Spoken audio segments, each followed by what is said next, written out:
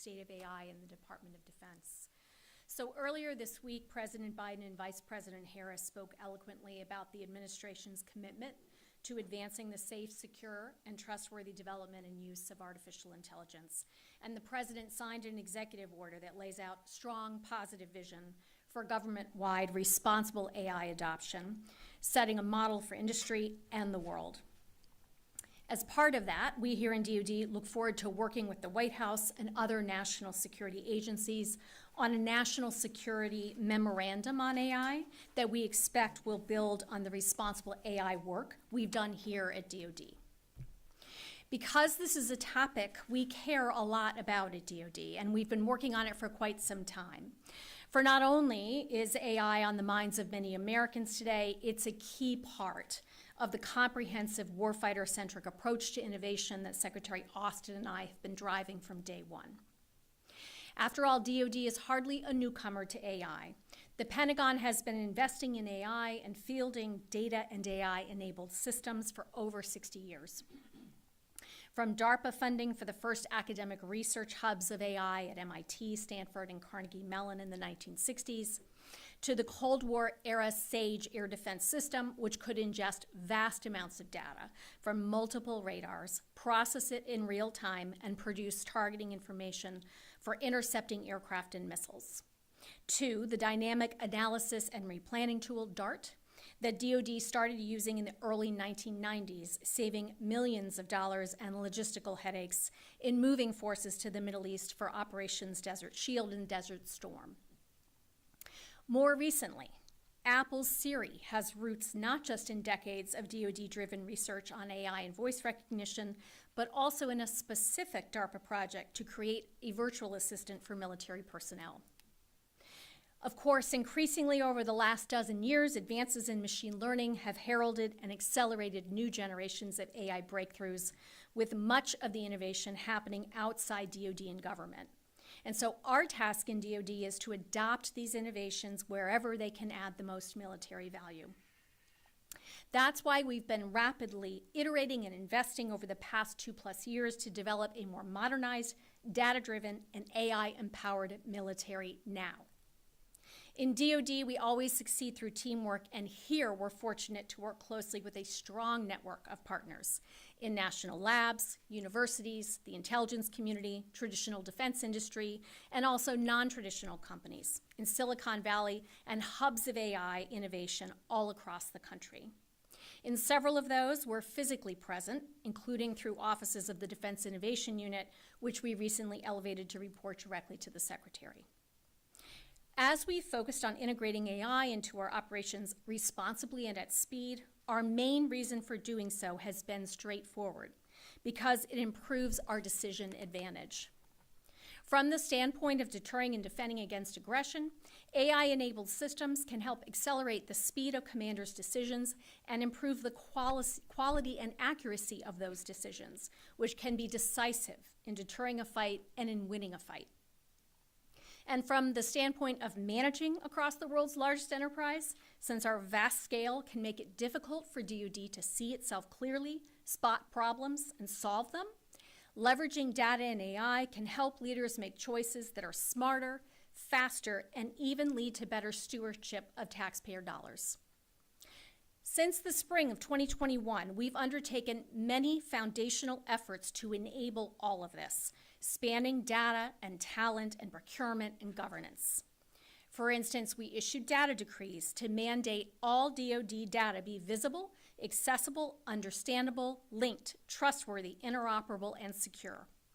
Our ADA initiative deployed data scientists to every combatant command, where they're integrating data across applications, systems, and users. We awarded joint warfighting cloud capability contracts to 4 leading-edge commercial cloud providers, ensuring we have computing, storage, network infrastructure, and advanced data analytics to scale on demand. We stood up DoD's Chief Digital and Artificial Intelligence Office, or CDAO, to accelerate adoption of data, analytics, and AI from the boardroom to the battlefield. The Secretary and I are ensuring CDAO is empowered to lead change with urgency from the E-ring to the tactical edge. We've also invested steadily and smartly in accompanying talent and technology, more than $1.8 billion in AI and machine learning capabilities alone over the coming fiscal year.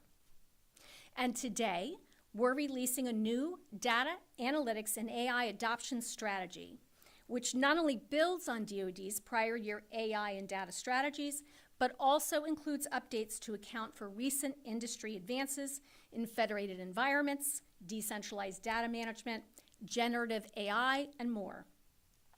I'm sure our CDAO, Dr. Craig Martell, will say more about that when you all speak with him later this afternoon. All this and more is helping realize Combined Joint All-Domain Command and Control, CJADC2. To be clear, CJADC2 isn't a platform or single system we're buying. It's a whole set of concepts, technologies, policies, and talent that are advancing a core U.S. warfighting function, the ability to command and control forces. So we're integrating sensors and fusing data across every domain while leveraging cutting-edge decision support tools to enable high op-tempo operations. It's making us even better than we already are at joint operations and combat integration. CJADC2 is not some futuristic dream. Based on multiple global information dominance experiments, work in the combatant commands like INDOPACOM and CENTCOM, as well as work in the military services, it's clear these investments are rapidly yielding returns. That's the beauty of what software can do for hard power. Delivery doesn't take several years or a decade. Our investments in data, AI, and compute are empowering warfighters in the here and now, in a matter of months, weeks, and even days.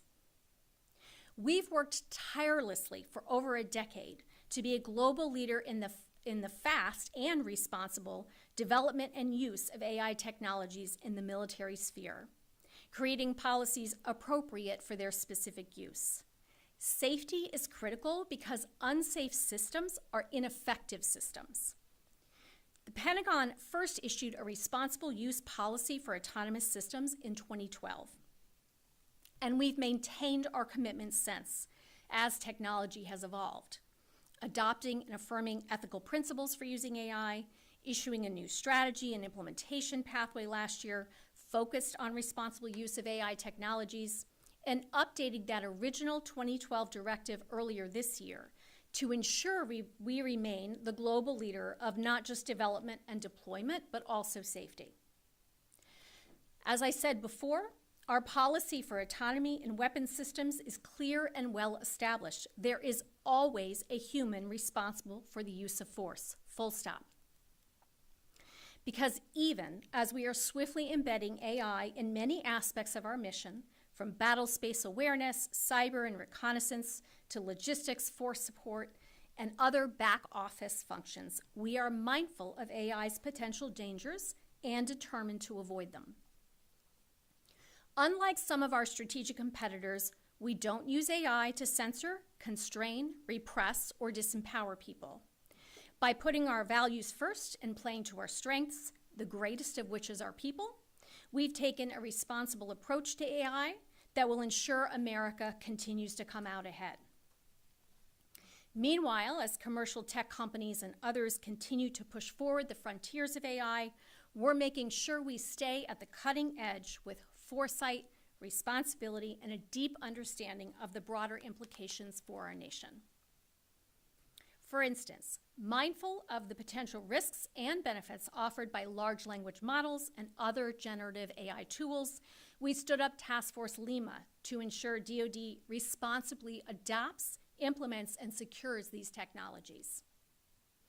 Candidly, most commercially available systems enabled by large language models aren't yet technically mature enough to comply with our ethical AI principles, which is required for responsible operational use. But we have found over 180 instances where such generative AI tools could add value for us with oversight, like helping to debug and develop software faster, speeding analysis of battle damage assessments, and verifiably summarizing text from both open source and classified data sets. Not all of these use cases are notional. Some DoD components started exploring generative AI tools before ChatGPT and similar products captured the world's attention. A few even made their own models, isolating foundational models, fine-tuning them for specific tasks with clean, reliable, secure DoD data, and taking the time to further test and refine the tools.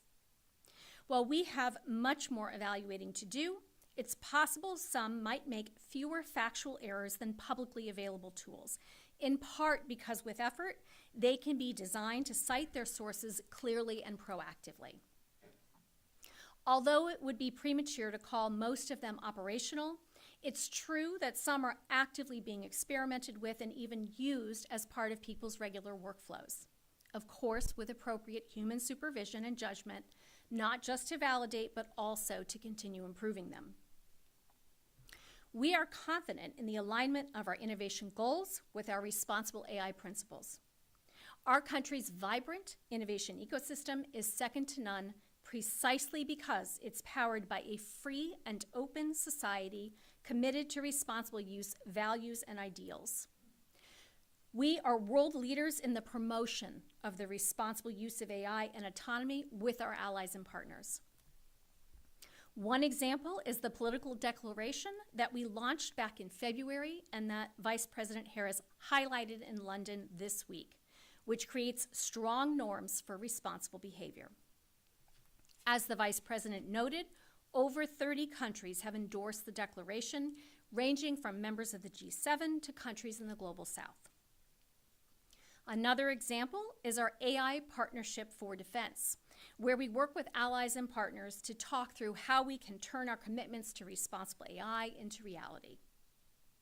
Those common values are a big reason why America and the U.S. military have many capable allies and partners around the world, and why growing numbers of world-leading commercial tech innovators want to work with us. Our strategic competitors can't say that, and we are better off for it. Those nations take a different approach. It's deeply concerning, for instance, to see some countries using generative AI for disinformation campaigns against America, as has been reported by tech companies and the press. But there is still time to work toward more responsible approaches. For example, in the 2022 Nuclear Posture Review, the United States made clear that in all cases, we will maintain a human in the loop for all actions critical to informing and executing decisions by the President to initiate or terminate nuclear weapons. Other nations have drawn similar bright lines. We call on and would welcome more countries to do the same. And we should be able to sit down, talk, and try to figure out how to make such commitments credible. And we hope all nations would agree. As we've said previously, the United States does not seek an AI arms race with any country, including the PRC, just as we do not seek conflict. With AI and all our capabilities, we seek only to deter aggression and defend our country, our allies and partners, and our interests. That's why we will continue to encourage all countries to commit to responsible norms of military use of AI, and we will continue to ensure our own actions clearly live up to that commitment. From here at the Pentagon and across all our commands and bases worldwide to the flotilla of uncrewed ships that recently steamed across the entire Pacific, to the thousands of all-domain attritable autonomous systems we aim to field in the next 2 years through DoD's recently announced Replicator initiative. The state of AI in DoD is not a short story, nor is it static. We must keep doing more safely and swiftly, given the nature of strategic competition with the PRC, our pacing challenge. At the same time, we benefit from a national position of strength, and our own uses grow stronger every day. And we will be keeping up the momentum, ensuring we make the best possible use of AI technology responsibly and at speed. With that, I'll take your questions. Okay, we're going to start with Tara Kopp, AP. Hi, thanks for doing this. One question on some current events, and then I have a couple of AI questions for you. On the holds, Senator Tuberville has said that his holds do not affect military readiness. He said that they don't add stress to the officers who have had to do 2 jobs at once. And I just wanted to ask from your point of view, when you walk the halls, is that your experience? Has this not affected readiness? Have the officers been just fine filling 2 roles at the same time? So we've said many times in the last 6+ months that the hold is unnecessary, unprecedented, and unsafe. And that it's bad for our military, it's bad for our military families, it's bad for the country. We have seen tragic effects of that stress, but in a day-to-day sense, we've also seen the stress at the individual human level. And I think that's been well communicated on Capitol Hill. We're pleased to see today Admiral Franchetti and General Alvin having already been confirmed. We understand General Mahoney will be confirmed, we very much hope, by the end of the day. But even then, you have 370, I think is the number, officers who've dedicated their lives to service to the nation. It's wrong, and it is unsafe, and it is absolutely hurting readiness. Just a quick follow-up and then the AI. Just when you say you've seen the tragic effects, do you think that this added stress and workload may have contributed to General Smith's illness? Yeah, I'm not going to comment on my personal views on that. I will only say that General Smith has indicated that, he's trying to work 2 jobs, that he's working from 6 a.m. to 11 at night. I think it speaks for itself. Thank you. And then a few on AI. You touched on this in your remarks, but for the international norms for responsible use, are there red lines for which the member countries that want to sign on will and will not use AI for? I'm not sure how to answer that. I think what I would say is the United States position of making sure that there's always a human that's in control is vital for kinetic effects, and we're going to stand by that. That's where we're coming from, and we think we have a lot of nations to join us with this. We would invite all nations to join that. Okay, and then 2 on the replicator. Can you give us a ballpark cost of what it will cost to fulfill replicator? Did you want to ask the second? And I'll do them together. And then is it mostly going to be UAVs? Is it sea drones? What's kind of the product? Sure. So cost is the wrong way to think about it. I'm sure when all is said and done, we would be able to retrospectively tell you everything that goes through Replicator, kind of what the value is, much as I talked about the $1.8 billion value, for instance, of our AI and machine learning programs. But the reality is Replicator is removing kinks in the hose of the system that is innovation in DoD. There are a multitude of programs that already exist in the department that need help to get from where they are to delivery at scale. That is where Replicator is focused. So again, I think we could be able to go back and retrospectively capture the cost of that. But I think it's the wrong way to think about the program. It's not a program. It's a process for improving our ability to scale. So as to the types of systems, as I've said before, what I will say at this point is we are looking across multiple domains. We are seeing systems that fit that definition I just gave you, which is, on the delivery pathway, but facing some challenges, delivering at scale in all of the domains. And that's what we're going to be focused on. Okay, thank you. Next, we'll go to Brandy Vincent from FedScoop. Thanks, Eric, and thank you for doing this. 2 lines of questions for you. First, top tech experts have warned that DoD must be AI ready by 2025. What does that really mean to you, and what will it take for the department to meet that aim? Can you speak to any tangible actions in this new strategy from the CDAO that'll really ensure that the U.S. military reaches near-term AI readiness goals? Sure. I think the number one thing I would say we need is on-time appropriations and predictable resourcing to the plans that we've already put out. Our 2024 budget request has this really healthy, focused investment on AI, for example.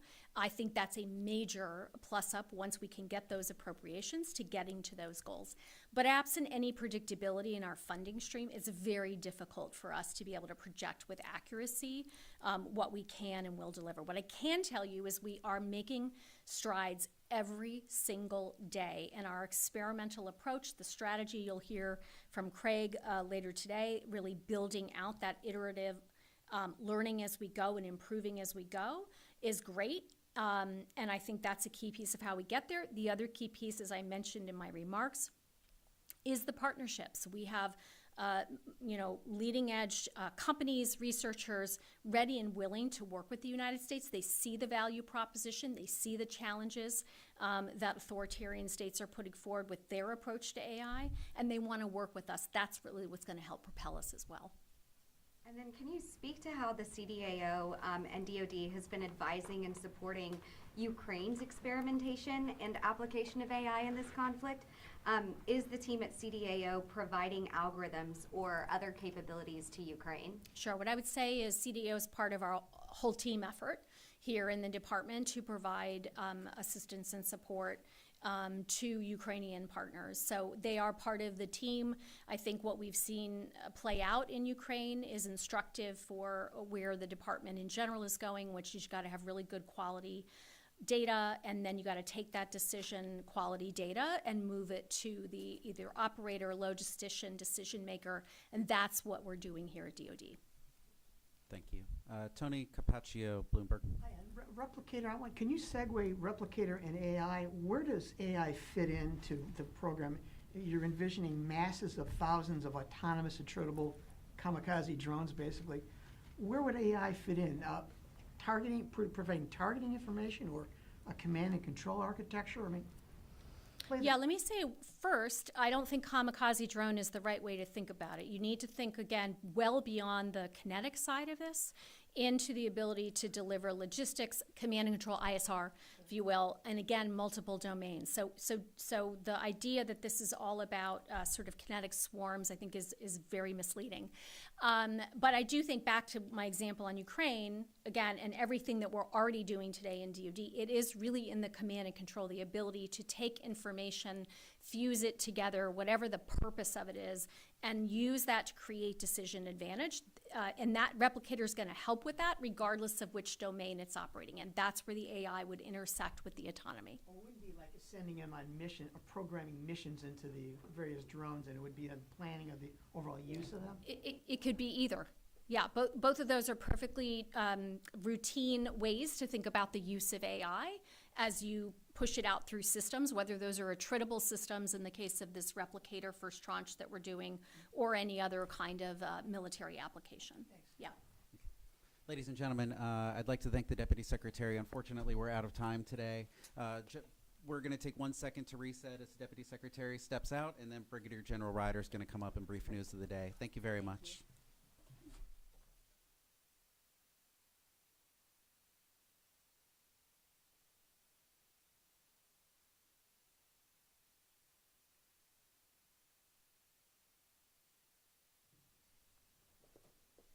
All right. Good afternoon, everyone.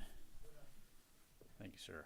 All right. Just a few things to pass along, and then we'll get right to your questions. I'm cognizant of your time today. So, first of all, the Department of Defense continues to closely monitor the situation in the Middle East and maintain a steady focus on our critical lines of effort. As you've heard Secretary Austin reinforce earlier this week, foremost, we will continue to protect American forces and citizens in the region.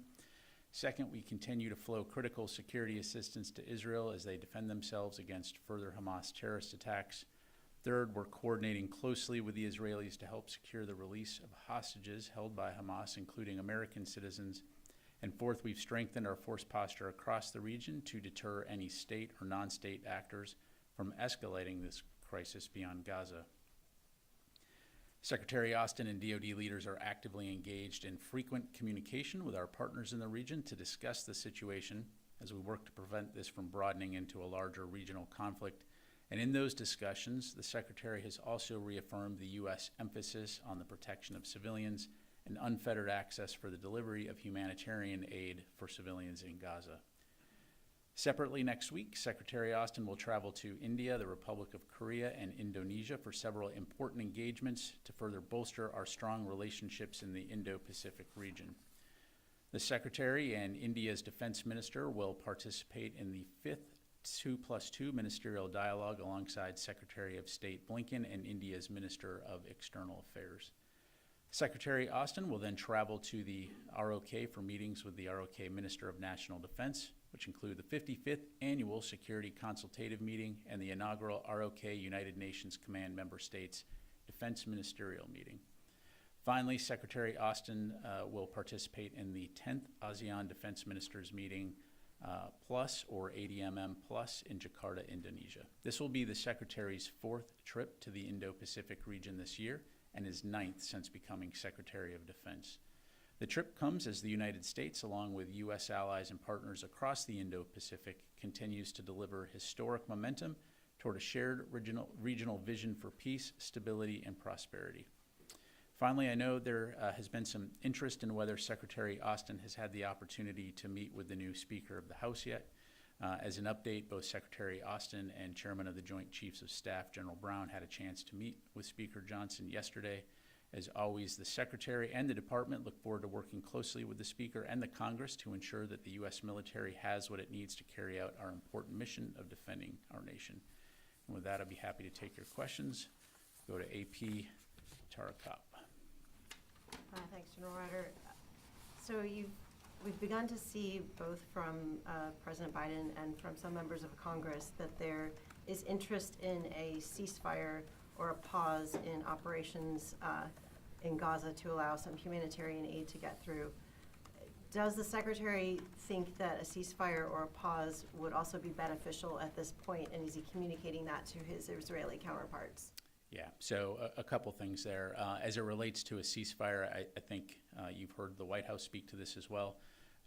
We do not support a ceasefire, and that gives time for Hamas to regroup, which is something that, again, would put Israeli citizens and others in danger.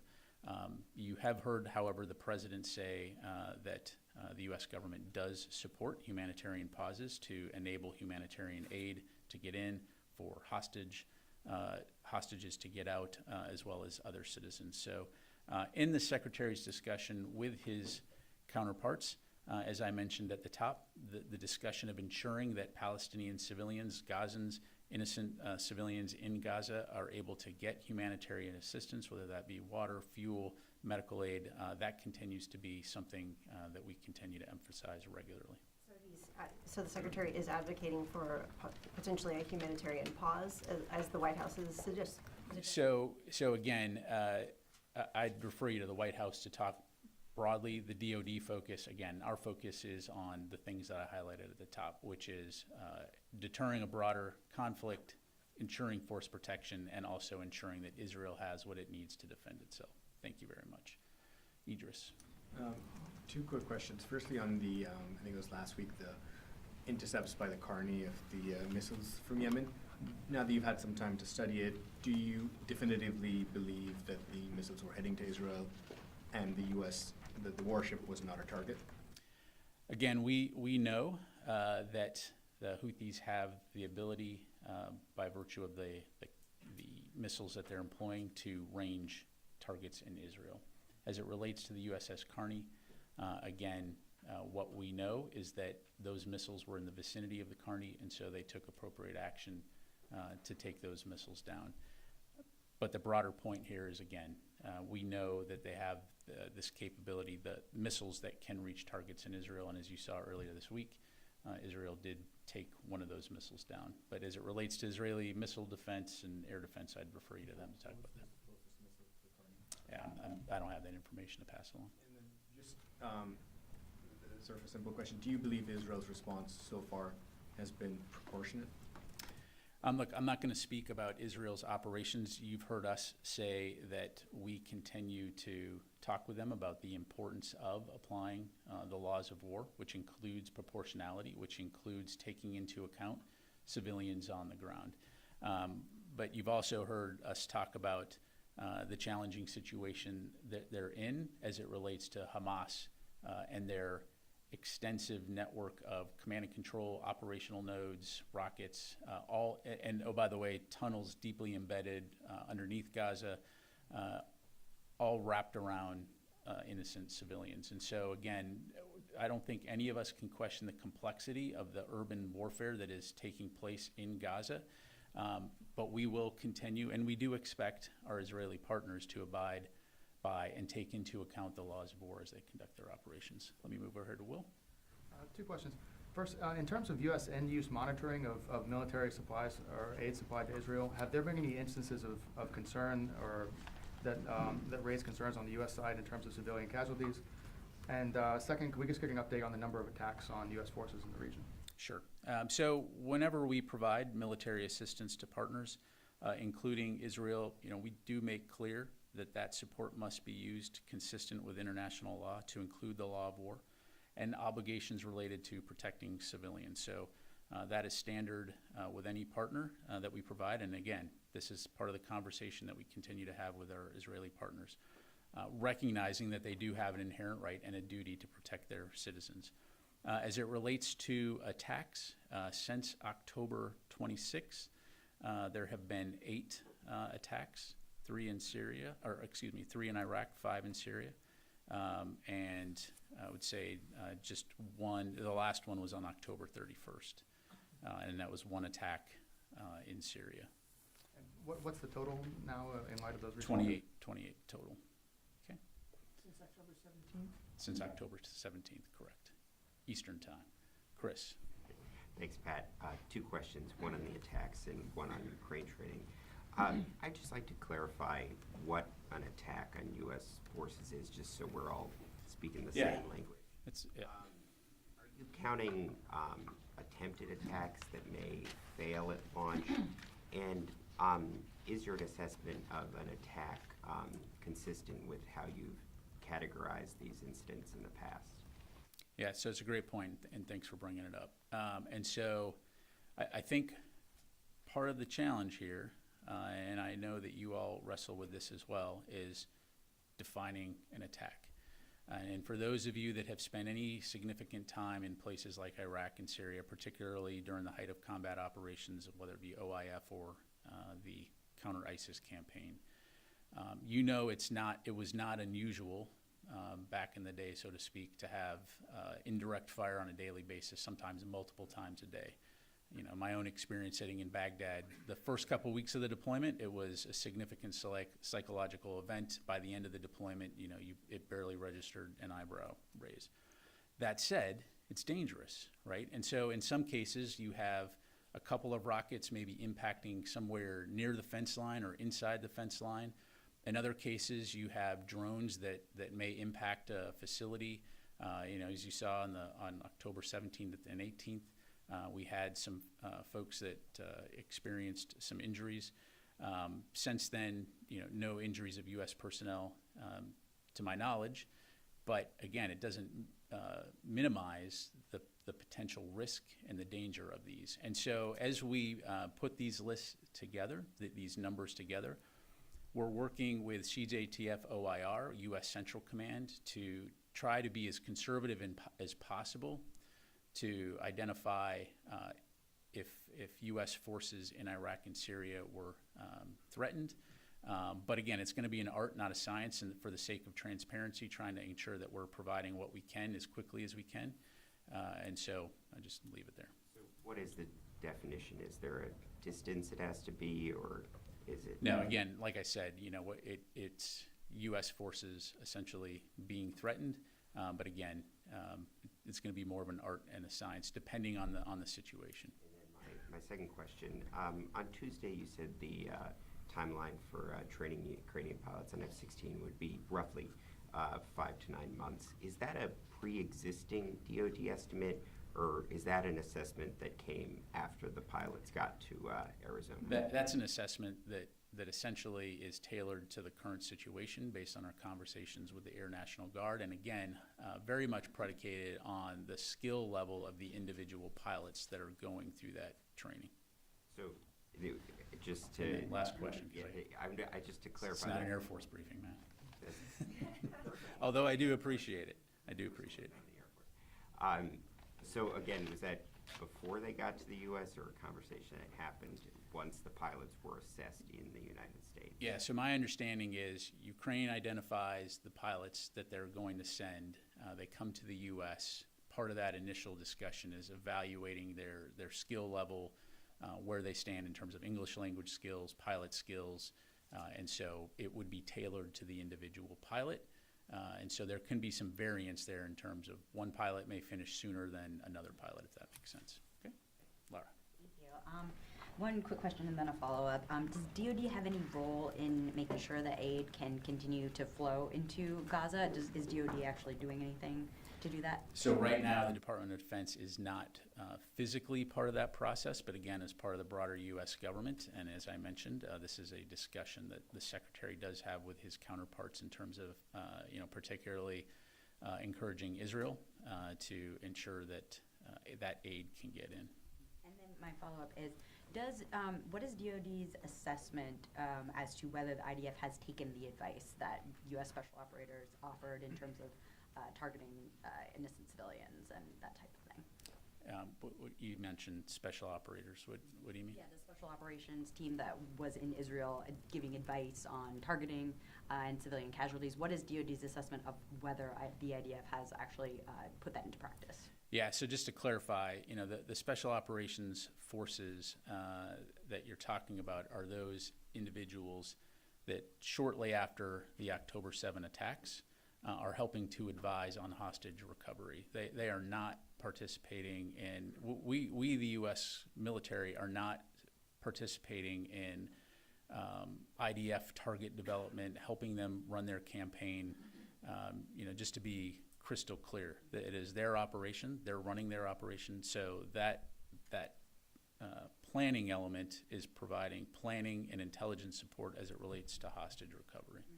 So is it not accurate then? I know that I've seen some reports that that group was advising on urban combat and lessons learned from. No, I think Lieutenant General Glynn, as an expert in urban warfare, had been advising, as part of things to take into account in terms of operational planning, in terms of second and third order effects, as well as civilian harm mitigation as part of that So I process. guess my question was, does DoD assess the IDF has actually taken that advice and put it into practice? I think they are.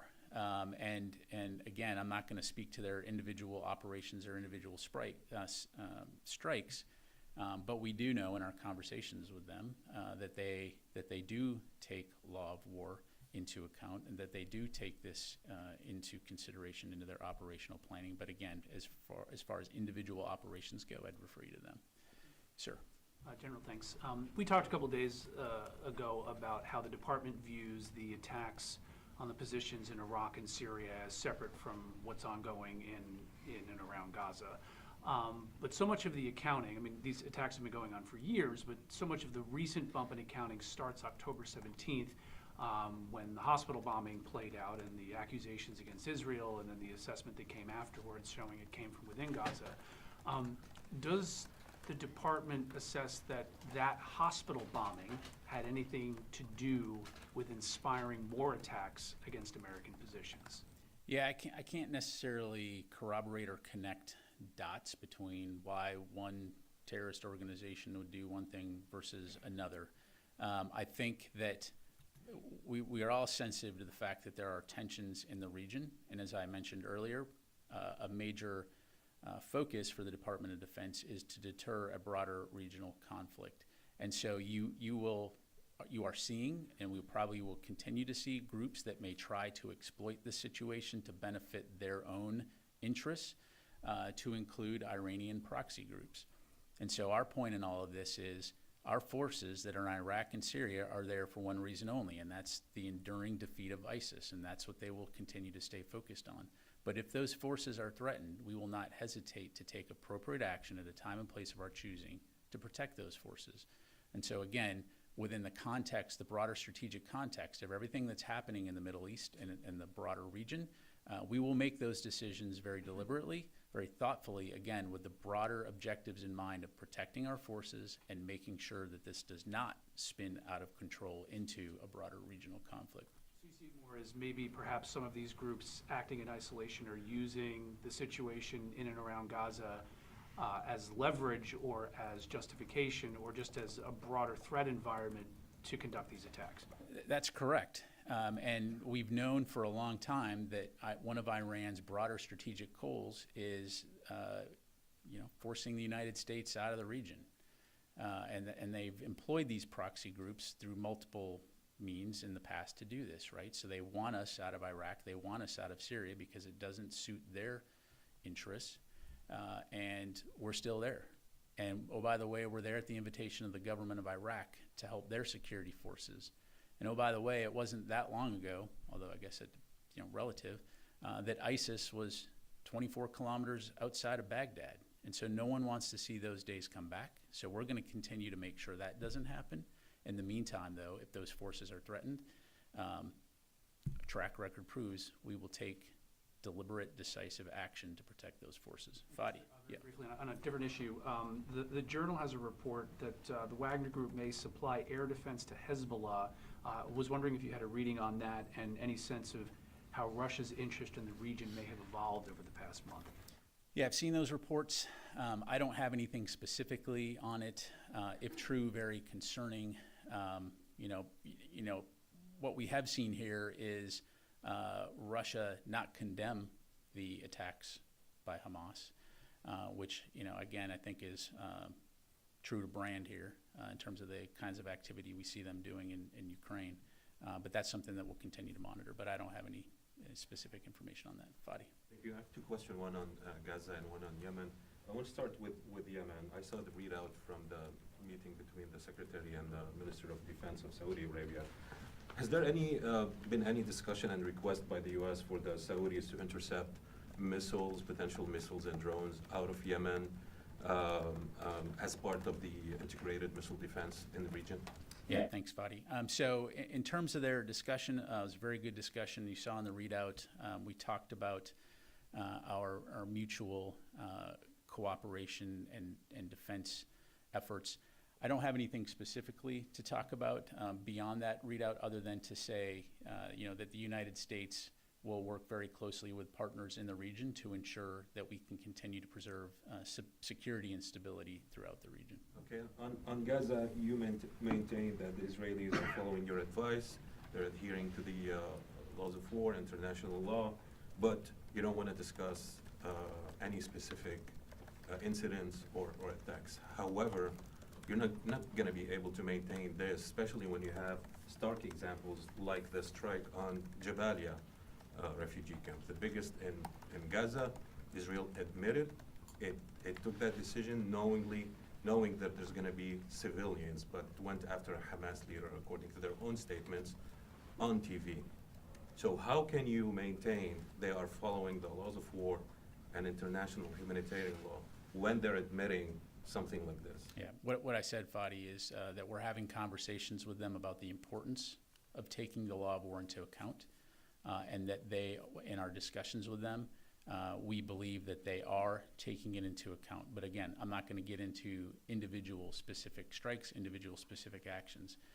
And look, as we've discussed before, and as it relates particularly to what we're seeing on TV in Gaza, it's heartbreaking that any civilian, any innocent civilian is being killed. Again, whether it's Palestinian, whether it's Israeli, whether it's anyone from any nation. And so while I'm not going to comment on specific individual strikes, it's not my intent to provide an operational briefing from up here. Let me just talk a little bit about what I do know. As we talked about a little bit earlier, we know that Hamas is integrating its operations, whether it's command and control, operational centers, combat forces, putting rockets in Gaza, to include this complex and sprawling tunnel network underneath infrastructure throughout Gaza, in effect, again, using civilians as human shields. We know that Israel has an inherent right to defend itself. They were brutally attacked on the 7th of October, 1,400 people killed, over 200 hostages, not only Israelis, but citizens from around the world that are being kept and used again as bargaining chips. And oh, by the way, Hamas has said repeatedly that they will continue to do these type of October 7 attacks until Israel is eliminated. And so, as I mentioned, there's no question at the complexity of the challenge that is confronting the Israeli forces as they conduct operations in this urban environment. We also expect Israel to take into account the laws of war as they plan and conduct their operations. And we want them to distinguish between terrorists and civilians. And so we'll continue to have those conversations. But at the end of the day, this is their operation. This is their effort to protect their citizens. Follow up. Sure. Thank you for the answer. I respect you don't want to discuss like specific incident from the podium. Are you raising specific incidents with your counterparts in Israel, like the Jabalia strike? Look, Fadi, we are, again, the Secretary and other DoD officials are daily having conversations with our Israeli counterparts about the situation in Israel. And again, the importance of protecting innocent lives and taking Palestinians and others into account as they conduct their operations. And again, look, I know I'm probably belaboring the point here, but we truly want a scenario here where both innocent Palestinians and innocent Israelis can live together peacefully, securely. And as I mentioned on Tuesday, unfortunately, the common denominator here is Hamas, which is putting both of these peoples in a very challenging and unfortunate situation. So for our part, we will continue to work very hard, not only to support Israel, but also to ensure that Gazans are able to get humanitarian assistance and the support they need. Thank you. Okay, Nancy. I had a couple questions, just seeking clarification. Earlier in this briefing, you said that you, the U.S., have made clear to the Israelis that any support must be consistent with international law. Who within the U.S. government determines whether the Israelis are applying international law appropriately? Yeah, so Nancy, I'm not a lawyer. Again, we'll continue to have those conversations. I'm not in a position right now to talk about individual actions, activities, or assess and provide a play-by-play assessment of Israeli operations.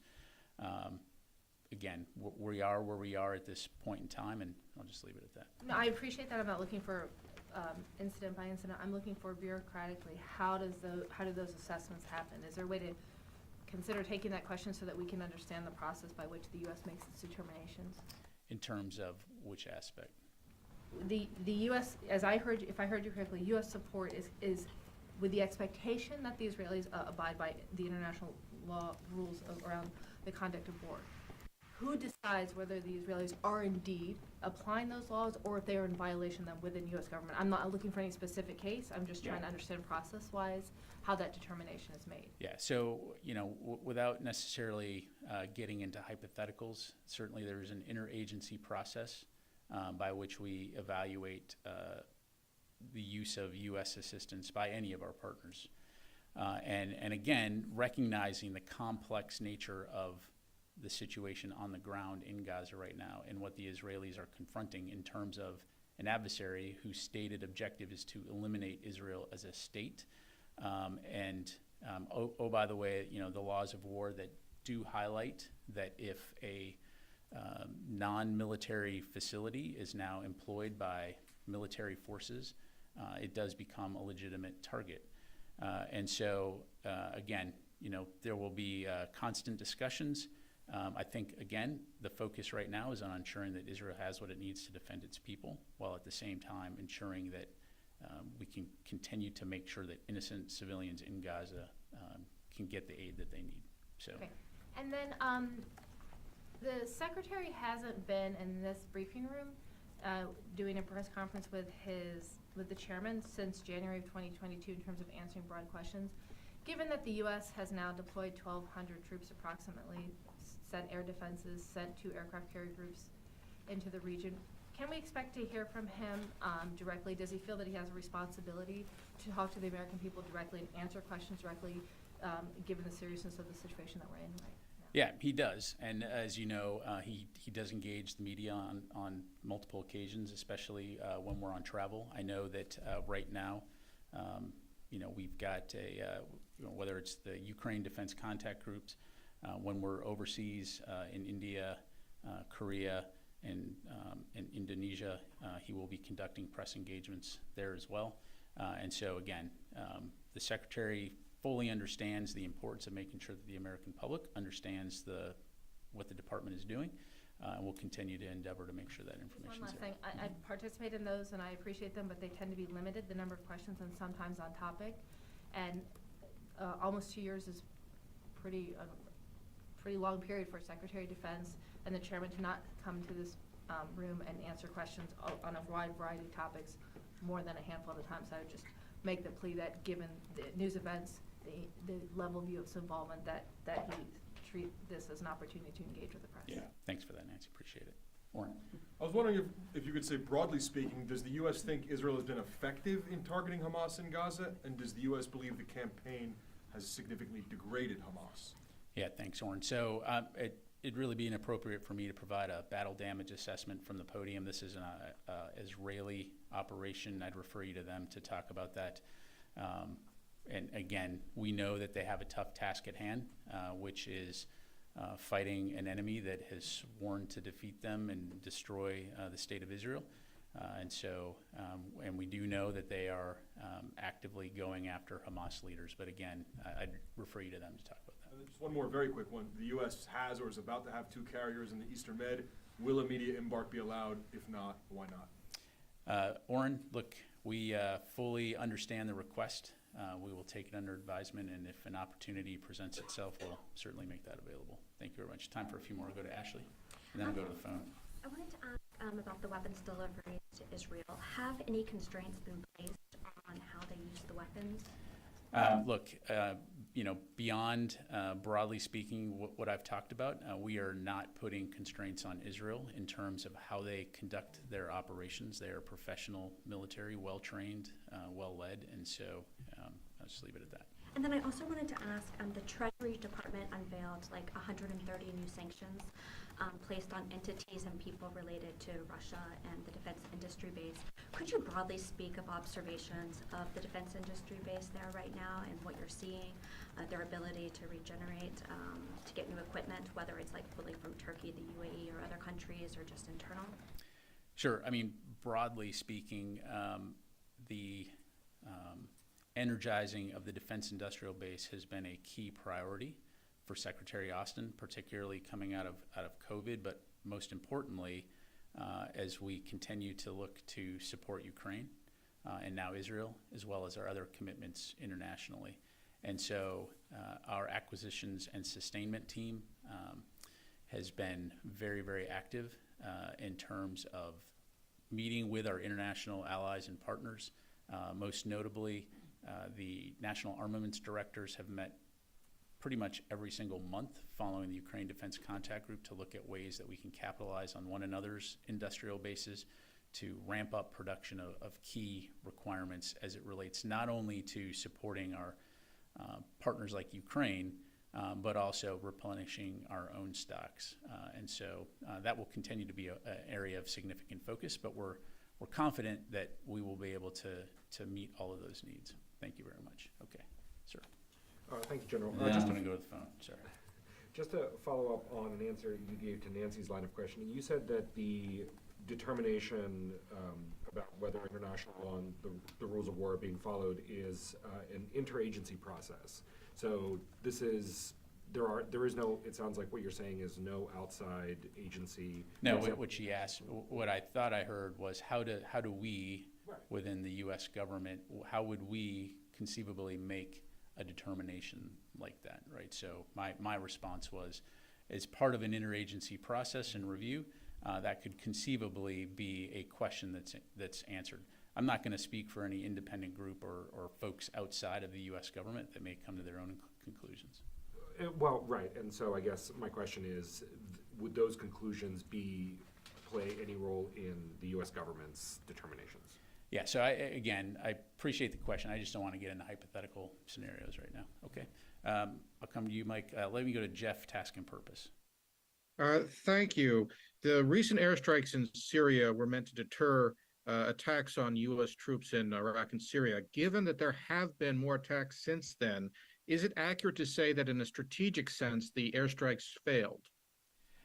So first of all, again, Jeff, we will continue to do whatever we need to do to protect our troops. I'm not going to get into telegraphing how and when and if we may respond, other than to say, again, we would do so at a time and place of our choosing. And if you're, these Iranian proxy groups, which have been endeavoring to try to expel the United States from the region, then you failed. And then, more broadly speaking, again, our broader, more strategic focus here is, again, preventing a wider conflict. Thank you. Mike? I want to get back to General Glenn's mission. I want to confirm he was there to provide his experience or not, hints or help to Israel because of his experience over the breadth of urban warfare, how to apply fire and maneuver in that kind Correct. of environment. He That's wasn't correct. there simply to push them to follow the rule. No. Look, so if you're Israel on October 8th, you find yourself in a very dire situation where a significant number of your civilians have just been executed by Hamas and 200 hostages. Lying before you is, oh, by the way, where did these terrorists come from out of Gaza? So as you contemplate having to go into Gaza, having someone, and again, we have a long-standing relationship with Israel, exercises, sharing of information. So that in and of itself is not unusual. But by being able to say, hey, here's a guy on our team that has a deep understanding of how to do these kinds of operations. And so as you contemplate doing it, recognizing that it's going to be a tough fight, but also recognizing that we learned a lot on what these operations entail and how to do them successfully, to include things like accounting for civilians, which you have to take as a strategic aspect in conducting these things. There is no such thing as conducting these in isolation. So we want you to have the benefit of that expertise. He provides, be able to ask those tough questions as they, kind of the Socratic method. And then, it was always intended to be temporary, and so he's home. How was his mission there received by Israel? Does the Pentagon think it was well received by them, that they? Yeah, I mean, I don't want to speak for Israel. I will just say largely, broadly speaking, rather, I think Israel has been very appreciative across the board of the support that the United States has provided, and particularly how quickly we came to their aid in the wake of these terrorist attacks. And now that Israel is actually moving into Gaza City, now does the U.S. still have these urban warfare subject matter experts there? They've departed. They've all departed. They've all departed. Okay. We go to Liam, and then we'll do one more. Thanks, General. This is a quick one on the Jabalia strike. After that happened, the Israeli government said they were targeting a Hamas commander who was hiding out there. Hamas has said there was no such commander. Does the DoD know which side is true there? So I don't have any intelligence to pass along. I'm not going to get into intelligence again. We know that Israel is going after the leadership and the forces of Hamas, and I'll just leave it at that. Okay, thank you. Yes, sir. And I'll come to you, Tony, and then you'll be the last question. Thank you, sir. Two questions, please. One, as far as Secretary of Defense and Secretary of State's visit to India is concerned, and as far as AI, when Prime Minister Modi was here in the White House in June, President Biden and Prime Minister Modi both discussed AI in a detailed, even a T-shirt was presented to Prime Minister Modi by President Biden. My question is now, in the middle of two wars, Russia's war against against Ukraine, and Israel's war against Hamas, the terrorist organization. This is the meeting of 422 in India. So you think AI and these wars will be discussed there, and what we expect as far as AI concerned for common people? Yeah, sure. So as it relates to the Secretary's meetings in India, we'll certainly have much more to say in the days ahead. Broadly speaking, it will be focused on looking and exploring areas where our two countries can continue to work together to further bolster security in the region and capitalize on the unique aspects that both of our nations can bring together toward that end, and ensuring a free and open Indo-Pacific. As it relates to AI, I don't have anything to pass along, but again, much more to follow. Another question is, thank you. Indian American community is protesting that Qatar, who has no human rights, no freedom of press and all that, they have falsely accused without any charges or without any hearings, 8 veteran Indian Navy people and straight to death penalties because of India's support for Israel and condemning Hamas. And what do you think about this no rule of law? And these are 8 veteran Navy Indian officials. Yeah, no, I appreciate the question. It'd really be inappropriate for me to get into the domestic affairs in India, so I'd refer you to the government of India. All right, last question, Tony. You announced 300 additional U.S. troops going to the region. Are any other prepare to deploy orders being converted to deploy orders? Yeah, I don't have anything new to announce in regards to deployments at this time. So. Israel-Hamas supplemental question. Buried in the $108 billion supplemental is $3.4 billion for the U.S. industrial base, submarine industrial base tied to AUKUS. There is a submarine industrial base report that the Pentagon will not give to members of Congress. They've classified it or whatever, CUI'd it or whatever. Do you have anything on why they can't, DOD cannot give the report to Congress and release an unclassified summary, given you're asking for $3.4 billion for the U.S. industrial base? Yeah. Thanks, Tony. I don't have any information on that. We'll take that question and we'll get back to you. In terms of why it's either secret or CUI'd, what plans do you have to send it up to the Hill and disseminate it publicly, given the amount of money you're asking for? Okay. Yeah, I just don't know, so we'll take that. All right. Thank you very much, everyone. Appreciate it.